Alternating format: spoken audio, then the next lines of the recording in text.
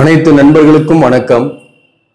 உங்கள் ஆஸ்ட்ரோ பழனிசுவாமிகள் பேசுகிறேன். இந்த காணொளியில சிம்மம் ராசிக்கு மார்ச் மாதம் எப்படி இருக்கும் என்பதை பற்றி பொது பலனாக பார்க்கலாம். இந்த பொது பலன் என்பது விழிப்புணர்வுக்கான பதிவு மட்டுமே.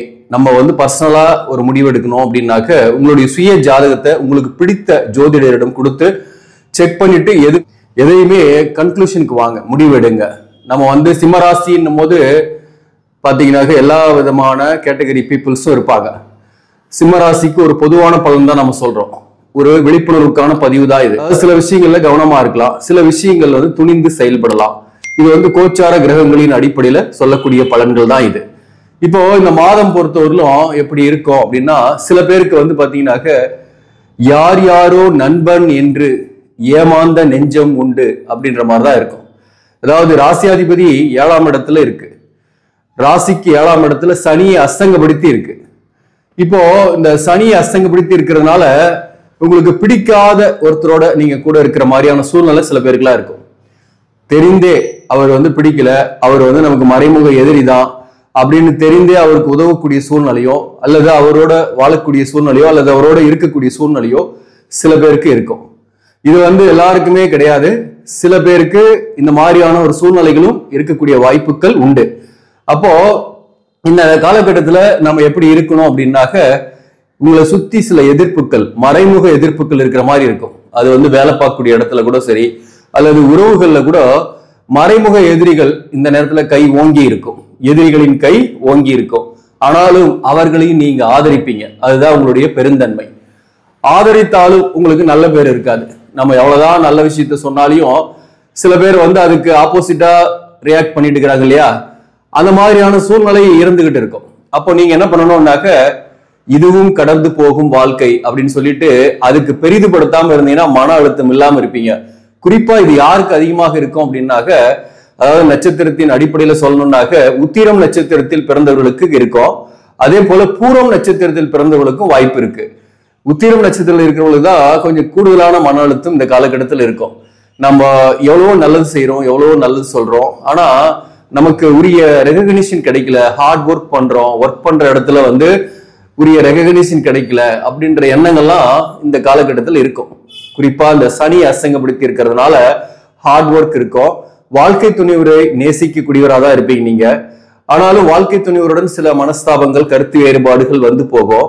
அல்லது வாழ்க்கை துணைவருக்கு உடல்நலத்துல சில தொந்தரவுகள், பிரச்சனைகள் போகும். அதற்கு நீங்க கொஞ்சம் செலவு செய்யக்கூடிய சூழ்நிலை இருக்கும்.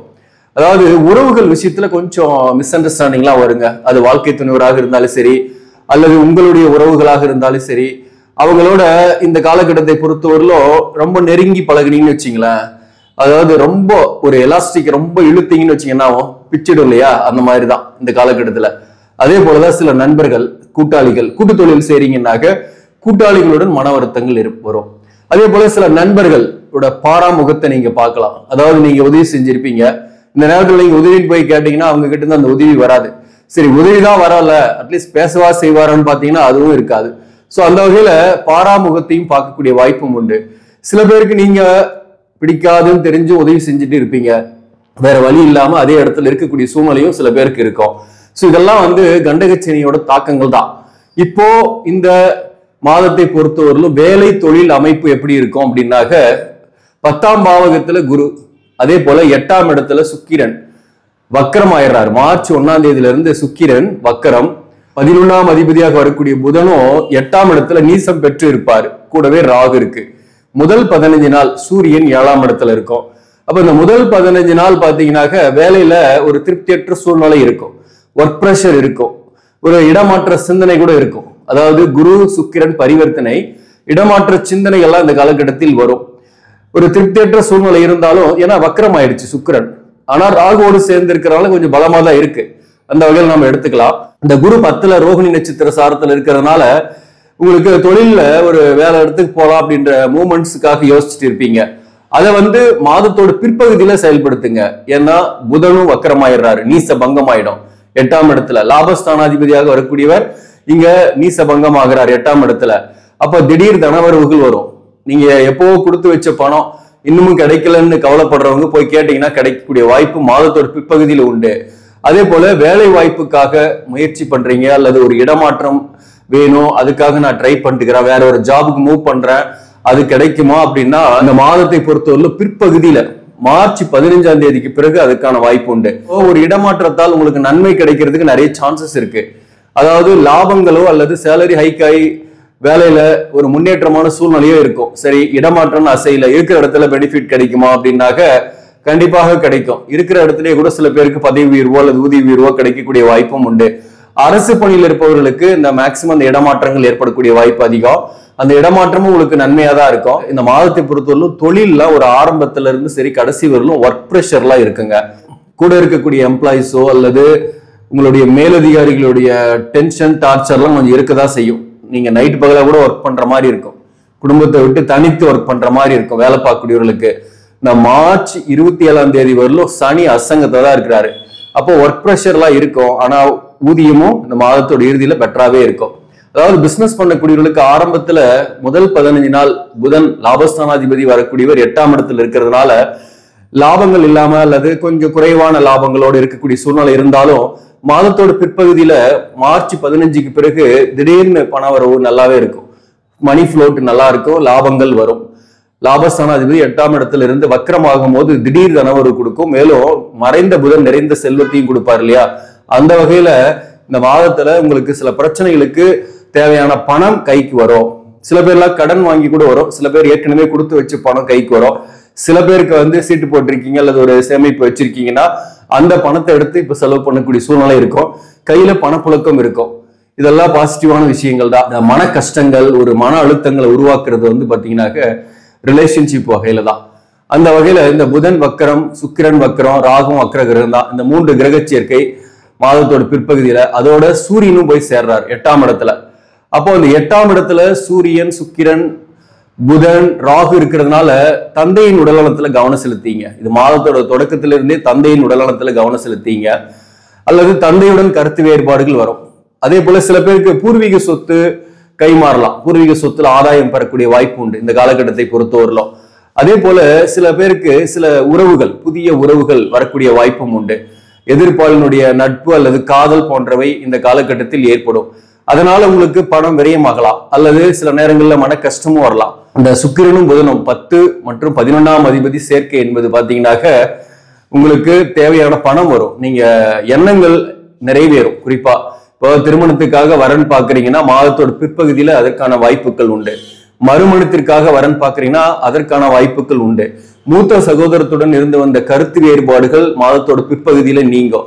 அது சொத்து சம்பந்தமான பிரச்சனை வில்லங்கங்கள் இருக்குன்னா அதுல ஒரு நல்ல சமரசமும் இந்த காலகட்டத்தில் ஏற்படும்.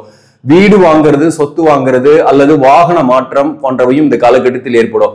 சில பேருக்கு பழைய சொத்தை வித்துட்டு புதிய சொத்து அல்லது புதிய வீடு வாங்கக்கூடிய வாய்ப்பும் அல்லது வீடு கட்ட பிளான் பண்ணிருக்கீங்கன்னா வீடு கட்டத்துக்கான அமைப்புகளும் இந்த மாதத்தோட இறுதியில இருக்கு. உங்களுக்கு பாக்கியாதிபதியாக வரக்கூடிய செவ்வாய் 11ஆம் பாவகத்தில் இருக்கிறாரு.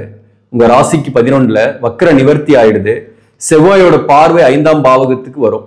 அந்த வகையில பிள்ளைகள் வகையிலையும் உங்களுக்கு செலவுகள் இருக்கு. ஃபீஸ் கட்டலாம், திருமணம் போன்ற சுபகாரியத்துக்காக செலவு பண்ணலாம். சில பிள்ளைகள் வகையில உங்களுக்கு மன வருத்தங்களும் இந்த காலகட்டத்தில் வரலாம். குழந்தைகளாக இருக்காங்கன்னா அவங்களுடைய உடல்நல விஷயத்துல கவனம் செலுத்திங்க. இந்த மாதத்தை பொறுத்தவரையிலுமே உங்களுக்கு இந்த வீடு சம்பந்தமான விஷயங்கள்லாம் ஆரம்பத்துல இருந்தே இருக்கு. அதற்காக சுப விரயங்களும் கொஞ்சம் செய்வீங்க.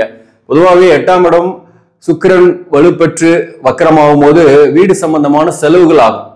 அதே போல பெண்களால அல்லது வாழ்க்கை துணைவரால உங்களுக்கு கொஞ்சம் செலவுகள் ஆகும். அதே போல புதிய உறவுகளும் சில பேருக்கு ஏற்படும், அவர்களாலையும் செலவுகள் தான் ஆகும், மன வருத்தங்களும் ஏற்படும். அதனால சில புதிய உறவுகள் எதிர்ப்பாளினர் நட்பா பழகுறாங்கன்னாக்க அதை முழுமையாக நம்பி நீங்க இறங்கிடாதீங்க, அதுல கொஞ்சம் கவனமாக இருங்க அப்படின்னு தான் நான் சொல்ல வரேன். இந்த காலகட்டத்தை பொறுத்தவரை மகம் மற்றும் பூரம் நட்சத்திரத்தில் பிறந்தவர்களுக்கு இந்த திருமணத்திற்காக முயற்சி பண்றீங்கன்னா திருமண வரன்கள்லாம் வரும். இந்த கணவன் மனைவி பிரிந்திருக்கீங்க, சேர முடியுமா, அல்லது காதலர்கள் பிரிந்திருக்கீங்க சேர முடியுமா நிறைய பேர் கேட்குறீங்க. அதற்கு பொது பலனா நான் சொல்லணும்னாக்க இந்த மாதத்தை பொறுத்தவரையிலும் பிற்பகுதியில சேரத்துக்கு வாய்ப்பு இருக்கு. அதாவது மார்ச் 15ஆம் தேதிக்கு பிறகு சேரக்கூடிய வாய்ப்புகள் இருக்கு அப்படின்றதா சொல்லலாம். ஆனாலும் உங்க சுய ஜாதகத்தின்படி தோஷங்கள் இருக்கு, பிரச்சனைகள் இருக்கு, நல்ல தசாபுக்தி நடக்கல அப்படின்னாக்க அது தடையா இருக்கும். அதையும் பார்த்துங்க நீங்க. இது ஒரு பொது பலன் தான். அதே போல இந்த 8ஆம் இடத்துல சூரியன் இருந்து 2ஆம் பாவகத்தை பார்க்கறதுனால மாதத்தோட இறுதியிலிருந்து மேலும் கேது 2ஆம் இடத்துல இருக்கிறதுனால கேதுவுக்கு சூரியன், சுக்கிரன், குரு பார்வையெல்லாம் இருக்கு. நல்ல தெளிவா பேசுவீங்க, நல்ல சிந்தனையோட தான் பேசுவீங்க. ஆனா மற்றவங்க அதை தவறா புரிந்து கொள்வார்கள். அதனால எதையுமே முன்கூட்டியே சொல்லாம இருங்க. கருத்து வேறுபாடுகள் வரக்கூடிய வாய்ப்பும் இந்த காலகட்டத்தில் உண்டு. அதை தவிர்க்கிறது நல்லது. திடீர்னு தனவரு வரும், குடும்பம் அமையாது, குடும்பம் அமையும்.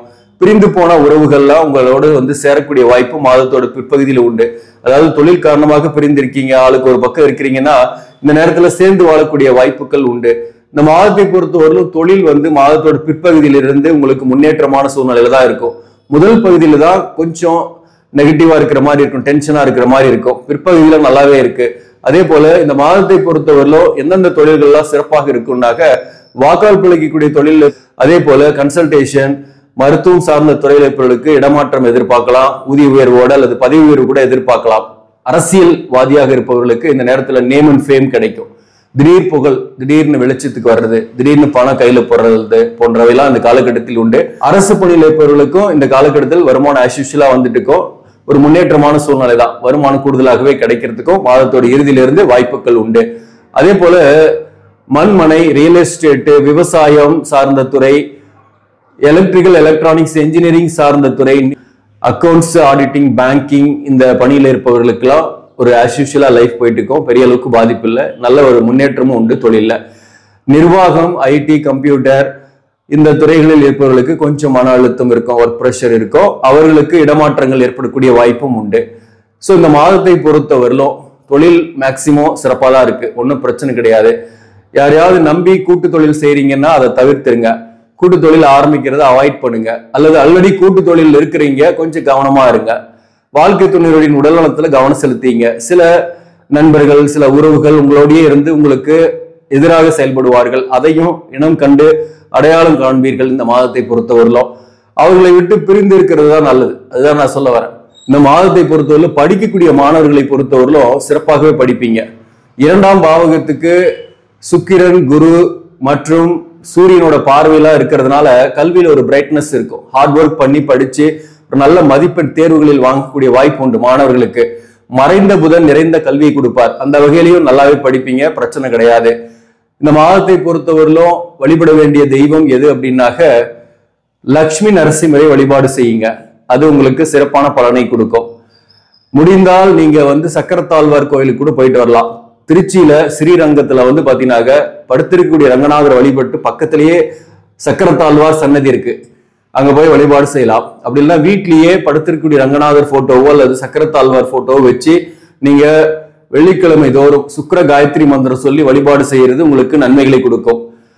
அதே போல பசுமாட்டிற்கு அகத்திக்கீரை கொடுக்கலாம், பசுவிற்கு கோதுமை தானம் செய்யலாம். இதெல்லாம் உங்களுக்கு இருக்கக்கூடிய கஷ்டத்தை குறைக்கும். எந்த ஒரு செயலையும் தொடர்ந்து செய்யும் போது வாழ்க்கையில அதற்கான பலன் நிச்சயம் உண்டு. பிரபஞ்சம் அதற்கான பலனை கண்டிப்பாக கொடுக்கும்.